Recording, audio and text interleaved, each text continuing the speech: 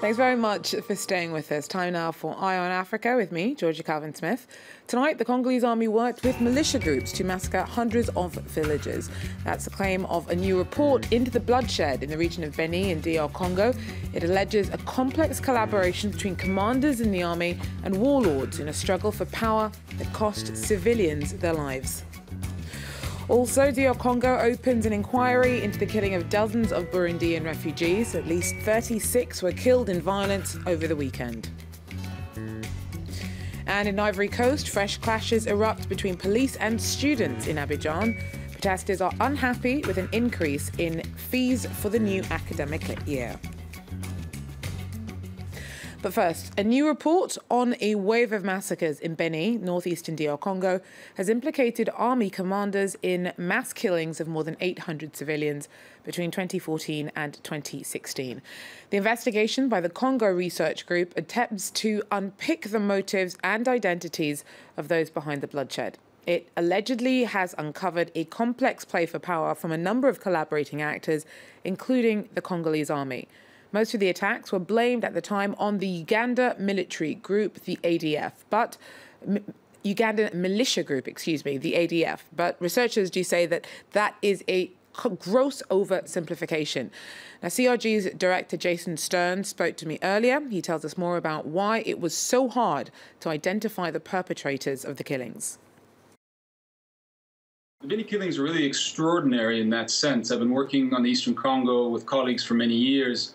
And this is probably the most difficult case of mass violence we've had to research. It is extraordinarily difficult to get people to talk. This report is the result of over 2 years of research, working closely together with local communities. We interviewed over 250 different sources, including dozens of the perpetrators of the attacks, dozens of the eyewitnesses. But it was extremely difficult to pierce the opacity of the killing. Killers were sworn to secrecy and very difficult to reveal and to understand what was happening. So you've identified in the report first and second movers in the crisis. Why the differentiation and who are they?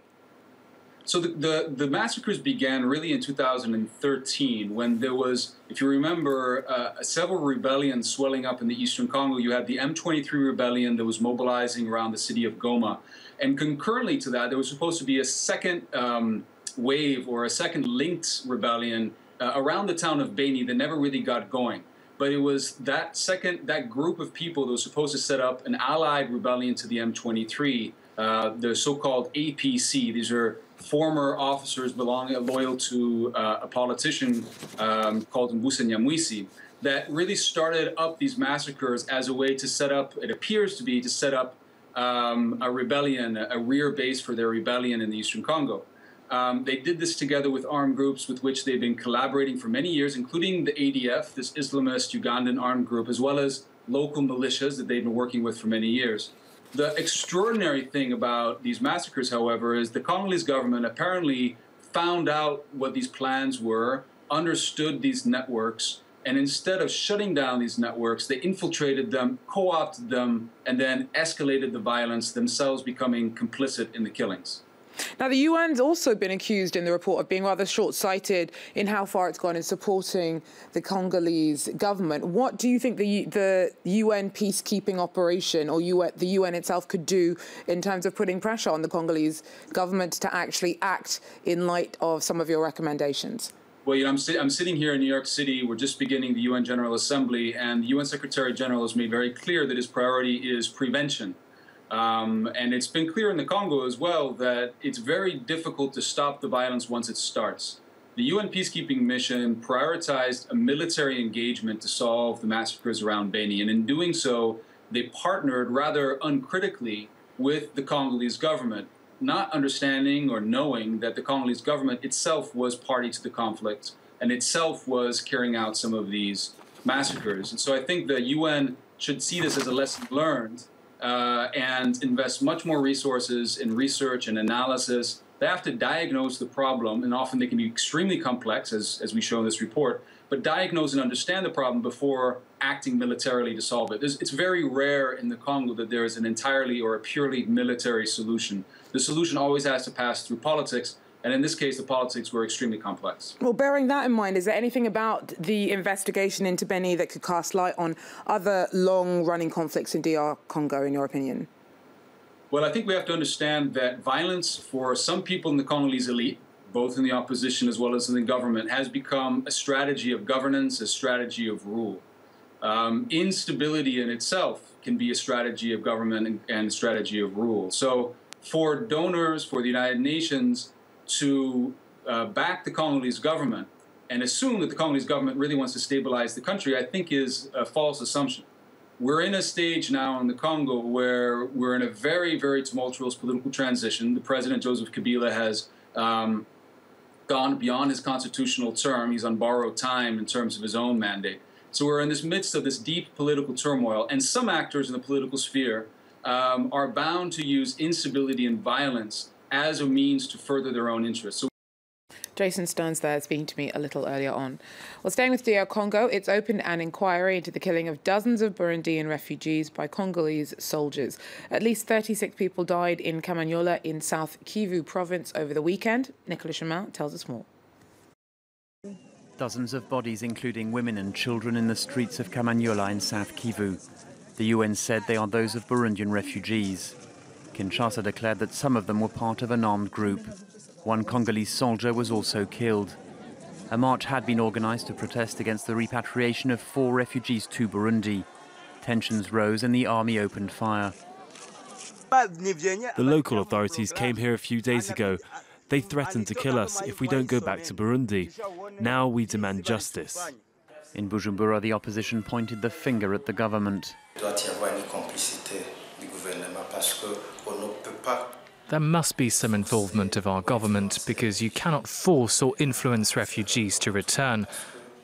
They had serious reasons to flee the country. On Saturday, the ruling party organised a huge rally to protest against a report written by UN experts. They had asked the ICC to investigate alleged crimes against humanity committed by Burundi's government. We know very well that this report aims to turn the whole world against Burundi. We tell them that we will fight until our last breath, but the children who are yet to be born will be born in an independent country. According to the UN, more than 400,000 Burundians have fled the country since 2015 and the announcement of Pierre Nkurunziza's candidacy for a controversial third mandate. Those who fled said they had been persecuted. Now the government says peace has returned and is calling on the refugees to come home. Tanzania hosts the majority of the refugees. In July, its president said they should go back, a statement that has worried several human rights organizations. Kenya's plan to rerun the presidential election on October 17th has hit a hurdle as the French IT company that supplies the electronic system used for last month's cancelled polls has said that the technology won't be ready in time. President Uhuru Kenyatta's win in August was nullified, and he'll now contest opposition leader Raila Odinga again.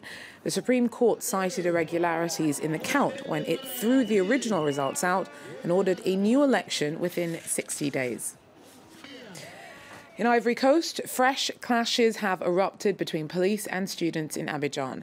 Protesters are unhappy with an increase in enrolment fees for the new academic year. Our correspondents report. Back to class amid a battle against increased tuition fees. Students have been protesting at the Felix Houphouët-Boigny University campus since early Monday morning. They planned on fanning out across Abidjan, but were penned in behind the university walls by police. We've come out to march peacefully to claim what is rightfully ours, but the police responded with tear gas. Every child in Ivory Coast has the right to free education. They must respect their promises. The students retaliate with stones, and the place of learning resembles a battle zone. Scuffles like those seen last Wednesday. Powerful student union FESCI is at the heart of the mass action, protesting an across-the-board hike in the cost of studying for the new school year. Today we are here to protest against the increase in fees because if it starts at the elementary and secondary levels, it is likely to continue at the university level, so we want to tackle it at the root.